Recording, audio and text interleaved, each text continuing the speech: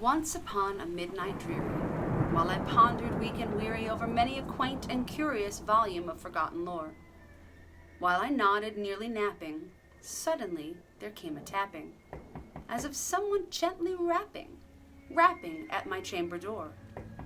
"'Tis some visitor," I muttered, tapping at my chamber door, "only this, and nothing more." Ah, distinctly I remember, it was in the bleak December, and each separate dying ember wrought its ghost upon the floor. Eagerly I wished the morrow, vainly I had sought to borrow from my book surcease of sorrow for the lost Lenore, for the rare and radiant maiden whom the angels name Lenore, nameless here forevermore. And the silken, sad, uncertain rustling of each purple curtain thrilled me, filled me with fantastic terrors never felt before, so that now, to still the beating of my heart, I stood repeating, "'Tis some visitor entreating entrance at my chamber door, some late visitor entreating entrance at my chamber door. This it is, and nothing more." Presently my soul grew stronger, hesitating then no longer. "Sir," said I, "or madam, truly your forgiveness I implore. But the fact is I was napping, and so gently you came rapping, and so faintly you came tapping at my chamber door, that I scarce was sure I heard you." Here I opened wide the door. Darkness there, and nothing more. Deep into that darkness peering, long I stood there wondering, fearing, doubting, dreaming dreams no mortal ever dared to dream before. But the silence was unbroken, and the stillness gave no token, and the only word there spoken was the whispered word, "Lenore." This I whispered, and an echo murmured back the word, "Lenore." Merely this, and nothing more. Back into the chamber turning, all my soul within me burning, soon again I heard a tapping somewhat louder than before. "Surely," said I, "surely that is something at my window lattice. Let me see then what thereat is, and this mystery explore. Let my heart be still a moment, and this mystery explore. 'Tis the wind, and nothing more." Open here I flung the shutter, when, with many a flirt and flutter, in there stepped a stately raven of the saintly days of yore. Not the least obeisance made he, not a minute stopped or stayed he, but with mien of lord or lady perched above my chamber door, perched upon a bust of Pallas, just above my chamber door, perched and sat, and nothing more. Then this ebony bird beguiling my sad fancy into smiling, by the grave and stern decorum of the countenance it wore.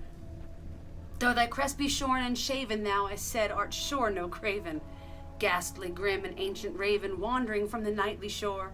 Tell me what thy lordly name is on the night's Plutonian shore." Quoth the raven, "Nevermore." Much I marveled this ungainly fowl to hear discourse so plainly, though its answer little meaning, little relevancy bore. For we cannot help agreeing that no living human being ever yet was blessed with seeing bird above his chamber door, bird or beast upon the sculpted bust above his chamber door, with such name as Nevermore. But the raven, sitting lonely on the placid bust, spoke only that one word, as if his soul in that one word he did outpour. Nothing farther than he uttered, not a feather than he fluttered, till I scarcely more than muttered, "Other friends have flown before. On the morrow he will leave me, as my hopes have flown before." Then the bird said, "Nevermore." Startled at the stillness broken by reply so aptly spoken, "Doubtless," said I, "what it utters is its only stock and store, caught from some unhappy master, whom unmerciful disaster followed fast and followed faster, till his songs one burden bore, till the dirges of his hope that melancholy burden bore of nevermore." But the raven, still beguiling all my fancy into smiling, straight I wheeled a cushioned seat in front of bird and bust and door. Then upon the velvet sinking, I betook myself to linking fancy unto fancy, thinking with this ominous bird of yore, what this grim, ungainly, ghastly, gaunt, ominous bird of yore meant in croaking "Nevermore." This I sat, engaged in guessing, but no syllable expressing to the fowl whose fiery eyes now burned into my bosom's core. This and more I sat divining, with my head at ease reclining on the cushion's velvet lining that the lamplight gloated o'er, but whose velvet violet lining with the lamplight gloating o'er she shall press. Nevermore. Then methought the air grew denser, perfumed from an unseen censer swung by seraphim whose footfalls tinkled on the tufted floor. Wretch, I cried, thy God hath lent thee, by these angels he hath sent thee, respite, respite and nepenthe from thy memories of Lenore.